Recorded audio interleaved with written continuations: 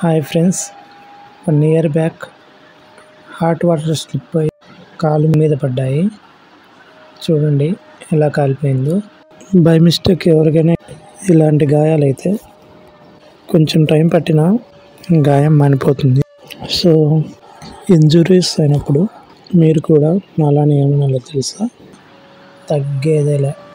First ఒక చిన్న water bubble వచ్చింది, తర్వాత ఎక్కువగా వచ్చాయి, అన్నీ కలిసి ఒక పెద్ద వాటర్ బబుల్గా 2 daysలో చాలా పెద్దగా మారిపోయింది.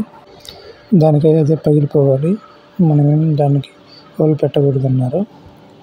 అది రోజు రోజుకి అలానే సైజు పెరుగుతూ ఉంది. ఇలా కాదని ఒక షార్ప్గా ఉండే రేగిముళ్ళు తీసుకొని ఇలా కొద్ది కోసాను. అలా కోసినప్పుడు అందులో ఉండే వాటర్ అంతా పోయి గాయం మానిపోవడం స్టార్ట్ అయింది. ముఖ్యంగా కోడిగుడ్లు, వంకాయ, గోంగూర, చేపలు లాంటివి తినకుండా టాబ్లెట్స్, పౌడర్తో పాటు ఒక మంచి డైట్ ప్లాన్ ఇలా ఉంటే ఆల్మోస్ట్ గాయం మానిపోతుంది ఈజీగా. 1 week non stop daily 2 injections వేయించాను.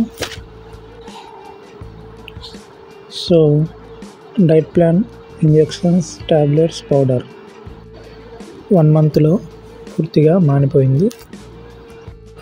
ఈ గాయం నాకు ఇప్పుడు మధుర జ్ఞాపకంగా మారిపోయింది. శరీరానికి తగిన గాయాలు ఈజీగా మానిపోతాయి, పెద్దగా భయపడనక్కర్లేదు. Thanks for watching.